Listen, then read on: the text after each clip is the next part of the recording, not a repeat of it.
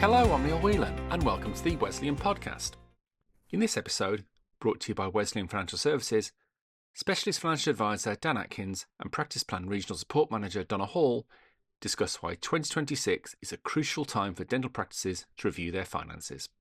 They explore rising costs, reduced patient spending and NHS reforms, highlighting the importance of income protection, tax efficiency, financial reserves, and early retirement and exit planning. As you know by now, this podcast is for information only and doesn't constitute financial advice. But if you do need to talk to someone about your finances, I'll be back later to tell you how to get in touch with us. But for now, I'll hand you over to Dan. And first up, Donna. Hi, I'm Donna, one of the Regional Support Managers for Practice Plan, covering the East and West Midlands. And today we're going to be thinking about when practices should review their personal and practice finances in 2026. And today I'm joined by Dan Atkins. Hi, Donna. Thank you. I'm Dan Atkins. I'm a specialist dental financial advisor for Wesleyan Financial Services. We do have advisors up and down the country, but I cover mainly Derby, Nottingham, parts of Sheffield and actually a bit of North Wales as well. Brilliant. Thanks ever so much, Dan. So as I say, we're going to be thinking today about, when is a good time for practices to do this review of their finances. So what do you think is the biggest financial shift or trends that you're seeing as we head into 2026 that practices really should be aware of? Yeah. Well, the first thing to acknowledge is the economic pressures that are still intensifying at the moment, whether that's practices that are NHS, private, or a mix of both. There's a bit of a squeeze from several directions, in all honesty. Inflation, that's sticking around, staff costs are continuing to rise, especially with the increase to national insurance and minimum wage as well. And material costs, to be honest, are higher than ever, really. We're also kind of still seeing a trend towards mixed and private dentistry, particularly as we move closer to the NHS contract reforms that are coming in a few months, in April 2026 this year. And then, to be honest, on top of that, we've seen kind of patient disposable income has probably taken a hit with all the effects that have been going on over the last couple of months or a couple of years. So that naturally affects the uptake on potentially elective treatments, and that could also then impact practice revenue, really. But that's probably the few of the shifts that have come in more recently. Yeah, I would agree. I'm certainly seeing the same on the practice plan side of things. People are worrying, financially, whether they're going to have a good year or a tough year. And I think feels quite tough already, and we're only start of the year. Yeah. So why is this a good moment for practices to reassess both their personal and their business finances? To be honest, given everything that's changing now, this is probably a perfect time for people to take a step back and review both their business and their personal finances. Kind of reduced patient income may mean a drop in high value treatments and private treatments. If you couple that with the upcoming reforms that are coming in, which could actually reshape how practices operate and how the profits are generated, it becomes clear why reassessing your financial position is quite crucial, especially coming into 2026. However, there's never a bad time to reassess finances, any day of the week. Dentistry evolves really, really fast, and annual financial reviews should really be a part of running a successful practice, in my opinion. Yeah, I agree. Great. And Dan, is that something you generally will do within your role? Is that sort of annual review with your clients something that's fundamental to how you work as a business? Yeah, most definitely. Even as a minimum, I like to just have a catch up every 12 months, just to see what's going on, what's changes, because I always like to say you don't know what you don't know. And sometimes, just having a conversation with a specialist that's sitting in front of you may trigger thoughts or questions that could actually need reviewing. So, an annual review is key, and to be honest, even if it's more than once a year, that's perfectly fine. Yeah. We can be here to support as and when needed. Yeah. And like you say, we've seen a change to patient behaviour and cost pressures definitely in 2025. Yeah. What financial foundations should principals prioritise for this year? For practice principles, the foundation really of good financial planning starts with protecting what you've already have. One of the most overlooked risks is what happens if associates can't work due to accident or sickness, or if they can't work due to accident or sickness. We do sometimes find that some principals or practices choose to not enforce a locum clause that's in associate contracts, and sometimes instead pay for that locum themselves just to keep the relationship smooth within the practice. But to be honest, this can expose practices to potential HMRC scrutiny around whether the associate is truly self-employed, and that could actually have major financial consequences on the business. Yeah.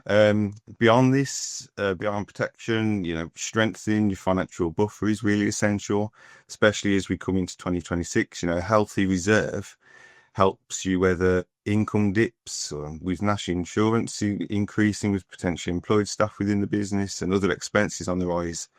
Reviewing your business structure can make a big difference, and especially securing your long-term financial future, to be honest.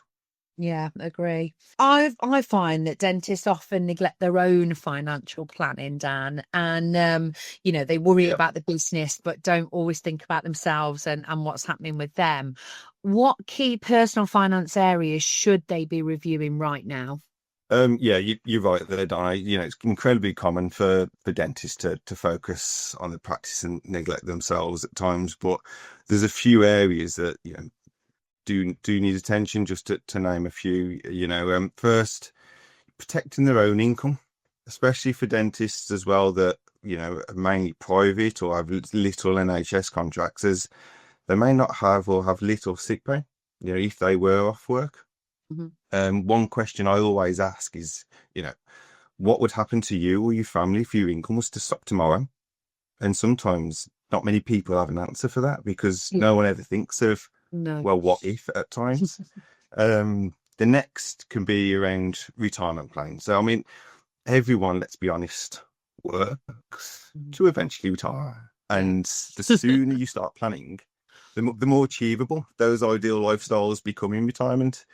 Pension contributions are also hugely they're a really tax efficient planning tool, in all honesty, especially as personal and business tax bands tighten in real terms due to inflation.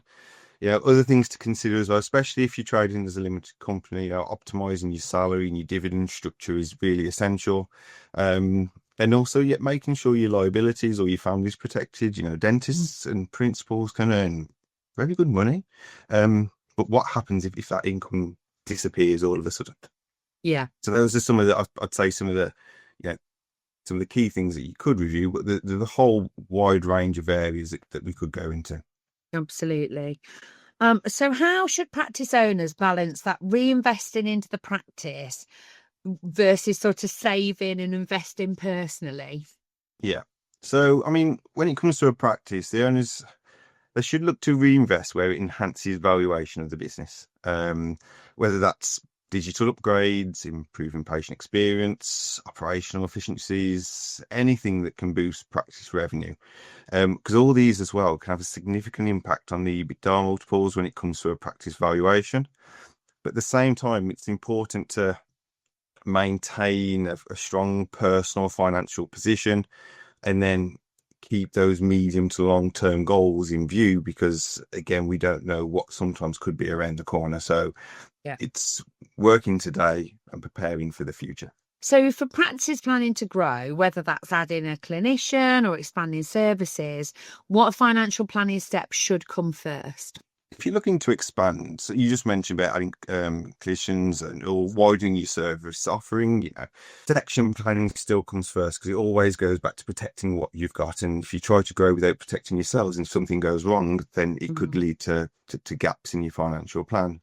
But then after that, I'd say think strategically. So especially with shifting patient demand, where do you look to focus? Is this enhancing that private treatment element to your business, and in bringing in aligners, implants, cosmetic services? Can you align where that market's going? Look for those opportunities.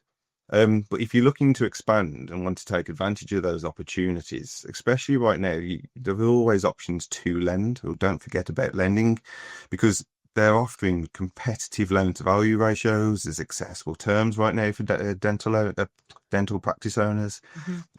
But having those kind of structured financial records and a solid forecast can really put you in the best position to borrow for that growth if you need to. So that's probably where I'd look initially. Think strategically, where are we going to go with this? How can we improve? Can this improve that value of the business?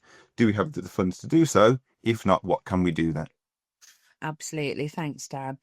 So you mentioned sort of exit planning and retirement briefly earlier. Yeah. Even if that's several years away, what would you advise a practice owner who's starting to think about what that exit looks like? I mean, to be honest, if it's on the radar, now's the time to prepare. And the reason for that is that time flies when you're having fun. So, things come around really, really quickly. So where I'd start is get a realistic valuation from a trusted company. Goodwill and EBITDA multiples vary widely depending on patient base, private mix, digital presence. So early visibility of this gives you time to strengthen that valuation, ready for when you are about to bite the bullet, or if you are about to sell and move on and retire. I think another thing to consider is, to be honest, again, protection right up to the sale. If you're unable to work, in those final years up to selling, it can have a real impact on that value, and it can be quite dramatic. And then again, review that retirement strategy. So let's have a look early, understand what income you may need in retirement. You may have mortgage liabilities and things, but actually are those going to continue in retirement? So let's have a look at a realistic income need for you, and then take advantage of kind of tax efficient options that they may have. Look at how pensions and can maximize relief for retirement planning, but also those tax burdens that they have now. And then how can we use that time for investment growth in that lead up to retirement. If you're looking to retire or sell up, no time like the present, because it's already on that radar. So you can really start having an impact now, especially if it's 5, 6, 7 years away.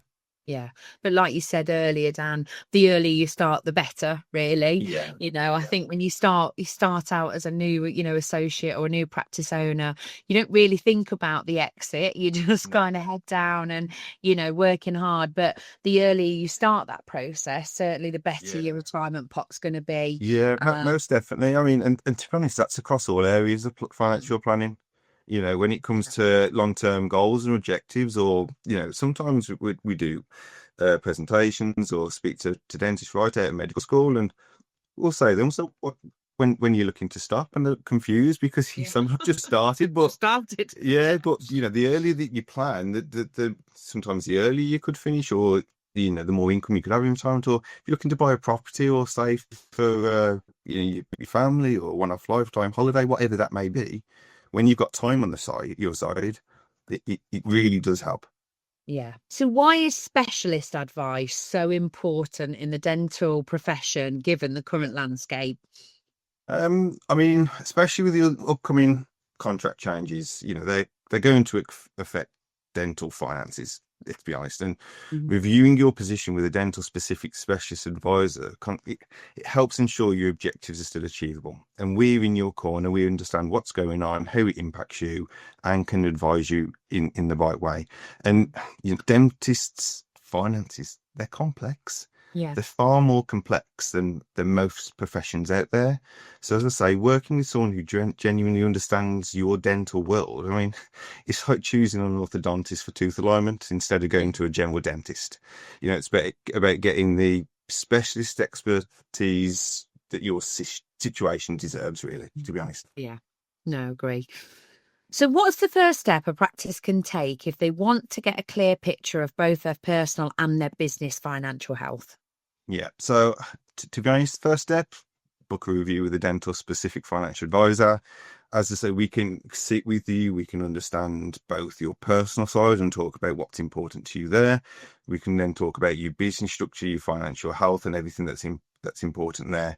When we look at finances, lots of things overlap and everything all interlinks into another. So it's good to have a sit down and talk about both sides at the same time, because we can have a clear picture on what's important to you both now and in the future. Yeah. That allows us to create that roadmap to help you every step of the way to secure that financial future, whatever that looks like for them. Brilliant. So if a practice owner only did 3 things to strengthen their financial position in 2026, what should they be? Okay. 3 things. So I'll keep these short and to the point. First, protect the practice, to be honest, from financial impact. As I mentioned earlier, accident or sickness, whether that's them as a key person or if that's a key individual within the business or associates, because, if you've got a surgery empty for a prolonged period of time, what impact is that having on the business and the potential income to the owner? You may not be able to find a locum. Locums are sometimes hard to come by, or they can be quite costly. And again, who's covering that locum? As I mentioned earlier, is it you as a principal, which could have caused other implications, or is the associate doing that? So protecting the practice from sickness and ill health or accident is really, really key. Second, I'd probably then look to say, well, actually, let's look at fully utilising all available tax reliefs and advantages, both, again, personally and through the business. As on a personal side, you can save on income tax, as an example. Through the business, there's potential ways of saving through corporation tax. And that's both through pensions or saving for their future. So that's probably, I'd say, the second thing to do. The third thing would actually probably be, and it interlinks with the other 2 really, is to set a clear medium to long-term objective. Because having a well thought out exit strategy or a well thought out plan to achieve those medium or long-term objectives makes it easier to do, makes it more achievable. Leaving things to the last minute as a kind of off the cuff kind of thing, it doesn't really work when we talk about financial planning. So having that clear picture and the footsteps that you're going to take to get you there, it is key. And those would be probably the 3 main things that I'd say to start with anyway. Brilliant. Thanks ever so much, Dan. And if there's anything we've talked about today that anyone would like to explore more or, would like some help with, you can contact Wesleyan direct through their website and book an appointment, or you can come via your regional support manager at Practice Plan, and we'll be happy to refer you on. Thanks for today, Dan. It's been great. No, you're more than welcome. Great to see you again, Donna. And that's our show for this week. Thank you to Donna and Dan. If you are looking for expert financial advice, go to wesleyan.co.uk, where you can book an appointment with one of our specialist financial advisors. Charges may apply, but we won't charge you until you've agreed the services you require and the associated costs. Find out more at wesleyan.co.uk/charges. To find out more about Practice Plan and the range of services they provide to dental practices, go to practiceplan.co.uk. To learn about Wesleyan more generally, you can find us on the website formerly known as Twitter, as well as on Facebook, Instagram and LinkedIn. And if you found this podcast useful, you can like and subscribe to us on all the usual platforms, as well as find us on YouTube, where there's a whole library of videos covering a wide range of financial planning topics. But that's it for now. So until next time, thanks for listening.